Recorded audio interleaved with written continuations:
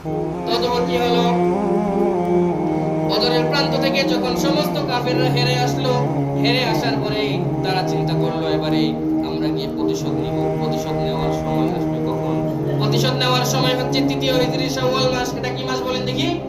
তৃতীয় হিজরি শাওয়াল মাস। এটাও শাওয়াল মাস চলতেছে। রমাদানের পরে কোন মাস? শাওয়াল মাস। তো এই যে শাওয়াল মাস চলতেছে, এই শাওয়াল মাসেই প্রতিশোধ নেওয়ার চিন্তা ভাবনা করে বিশ্বনবী মক্কা থেকে মদিনায় হিজরত করার পরে তৃতীয় নম্বর হিজরি, যে সময় তৃতীয় বছর চলে গেল, এই তৃতীয় নম্বর বছরে এই সমস্ত কাফেররা এগিয়ে আসলো উহুদ প্রান্তে যুদ্ধ করার জন্য। কি করার জন্য? যুদ্ধ করার জন্য। যে কাফেররা হেরে গিয়েছে এই সময়, মুসলমানরা কাফেরদের উপর বিজয় লাভ করেছে, এবার মুসলমানদেরকে তো হারাতে হবে। এদিকে চিন্তা করে কাফেররা কি করলো? যুদ্ধ করার চিন্তা ভাবনা করলো। অতঃপর যখন দুই দলে এগিয়ে আসলো, এগিয়ে আসার পরে উহুদ নামক একটা কূপ রয়েছে, উহুদ নামক একটা পাহাড় রয়েছে। উহুদ পাহাড়। কি পাহাড়? উহুদ পাহাড়। এর আগে যে যুদ্ধ হয়েছে বদরে, কোথায় হয়েছে? বদরে। বদর হচ্ছে একটা কূপের নাম। এই কূপের নাম যেহেতু বদর, এই বদর কূপের নাম মানে এই স্থানটাতে বদর কূপ থাকার কারণে ওই জায়গাটার নাম বদর। এই জন্য এখানে যুদ্ধ হয়েছে বলে বদরের যুদ্ধ। ঠিক কিনা? তারপরে উহুদের পাহাড়, উহুদ পাহাড়ের ওইখানে যুদ্ধ হবে। এই জন্য মুসলমান বাহিনী চলে আসলো এবং কাফের বাহিনীও চলে আসলো।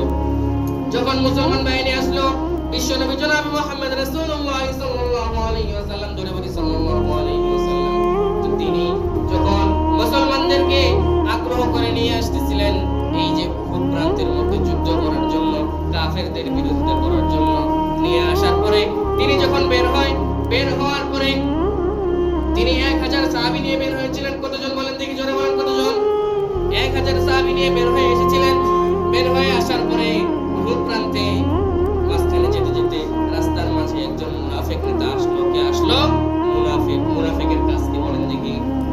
মুনাফিকের কাজ হচ্ছে বেঈমানি করা। কি করা? বেঈমানি করা, গাদ্দারি করা, নাফরমানি করা। ইসলামের সঙ্গে বেঈমানি যে ব্যক্তি করবে, অথবা যে কোনো ক্ষেত্রে যে কোনো কাজে যে বেঈমানি করবে, গাদ্দারি করবে, ওয়াদার খেলাফ করবে, তারই নাম হচ্ছে কি বলেন দেখি? মুনাফিক। জোরে বলেন তার নাম কি? মুনাফিক। কথা কি ভালো লাগতেছে? কথা ভালো লাগতেছে না? চেঞ্জ করে দেব, পৃষ্ঠা উল্টে দেব? আচ্ছা ঠিক আছে, যেহেতু আপনাদের কথা ভালো লাগতেছে তাহলে কথা চালাই ইনশাআল্লাহ। তো তারপরে কি হলো, এই যে মুনাফিকের নেতা ছিল একজন। মুনাফিক কার নাম? যে ওয়াদা দিয়ে ওয়াদার খেলাফ করে। তো মুনাফিকের নেতা একবার কি করছিল, আব্দুল্লাহ ইবনে উবাই ইবনে সুলুল নামে একজন ব্যক্তি আছে। কি নাম বলেন দেখি? আব্দুল্লাহ ইবনে উবাই ইবনে সুলুল।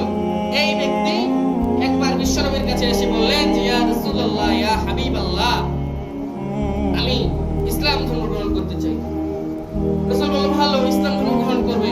তাকে কালিমা পড়ায় সুন্দর মতো ইসলামের মধ্যে শপথ করলো। শপথ করার পরে সে রাসূলের সঙ্গে গাদ্দারি করে বসে। নাউযুবিল্লাহ। রাসূলের সঙ্গে কি করে বসে? গাদ্দারি করে বসে, ইসলাম থেকে বিচ্যুত হয়ে আসে। এজন্য রাসূল বলে কি যে মুনাফিককে চেনা অসম্ভব। মুনাফিককে চেনা অতি সহজে মুনাফিককে চেনা যায় না। কাফেরকে চেনা যায় যে ব্যক্তি আল্লাহর নাফরমানি করে, আল্লাহর শিরকি করে, কুফরি করে, সেই তো কাফের। তাকে তো চেনা যাচ্ছে, কিন্তু মুনাফিককে চেনা যায় না। আপনাকে কোথা দিয়ে কোথার বিগতি করবে, আপনার কোথার বরখেলাপ করবে, কোথা দিয়ে কোথা ঠিক থাকবে না, এই তো মুনাফিক।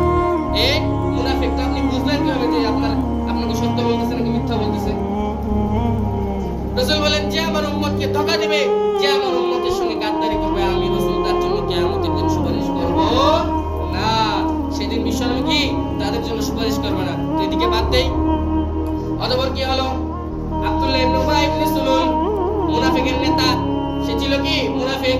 এদিকে রাসূলের কাছে এসে ভান ধরে বেশ ধরে এসে বলল যে রাসূল, আমি ইসলাম গ্রহণ করেছি, কিন্তু ইসলাম গ্রহণ করে নাই, অন্তরের মধ্যে আল্লাহ ছিল না। অতঃপর আব্দুল্লাহ ইবনে উবাই ইবনে সুলুল এরকম একটা দল তৈরি করলো।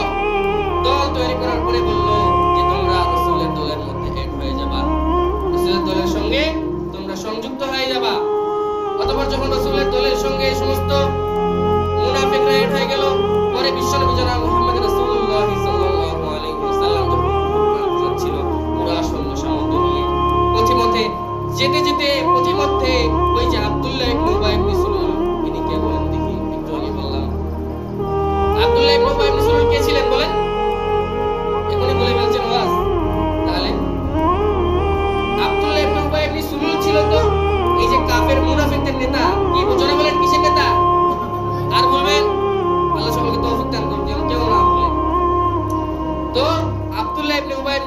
আবার বলেন কে ছিল? মুনাফিকদের নেতা ছিল। মুনাফিক কারা? যারা কথা দিয়ে কথা ঠিক রাখে না, জবান এক না, মুসলমানদের জবান থাকবে এক কিন্তু ওর জবান দুই, আল্লাহকে মানে না। কারে মানে? কারে মানে? মানুষ কিন্তু আল্লাহকে মানে না। উপরে প্রকাশ করে আল্লাহকে মানে কিন্তু অরিজিনালি ভিতরগতভাবে আল্লাহকে সে মানে না। এজন্য তাকে মুনাফিক বলা হয়। তো মুনাফিকের উদাহরণটা তো আপনাকে সুন্দর মতো দিয়ে দিলেন, আপনারা তো বুঝে ফেললেন। এখন বলেন দেখি মুনাফিকদের নেতার নাম কি? আব্দুল্লাহ বলে যথেষ্ট। আব্দুল্লাহ ইবনে উবাই ইবনে সুলুল। তো শুধু আব্দুল্লাহ বললে তো আর হবে না। আব্দুল্লাহ ইবনে উবাই ইবনে সুলুল, তো সে কি ছিল? মুনাফিকদের নেতা ছিল। অতঃপর যখন উহুদ প্রান্তে যাচ্ছিল মুসলমান বাহিনীরা 1000 বাহিনী নিয়ে বিশ্বনবী জনাব মুহাম্মদ রাসূলুল্লাহ সাল্লাল্লাহু আলাইহি ওয়াসাল্লাম নবী যখন উহুদের প্রান্তে যাচ্ছিল 1000 সৈন্য সামন্ত নিয়ে, পথিমধ্যে আব্দুল্লাহ ইবনে উবাই ইবনে সুলুলের সঙ্গে দেখা। মুনাফিকদের নেতা আব্দুল্লাহ ইবনে উবাই ইবনে সুলুল এসে বিশ্বনবীকে বললেন, ইয়া মুহাম্মদ, আমার লোকদেরকে ছেড়ে দাও।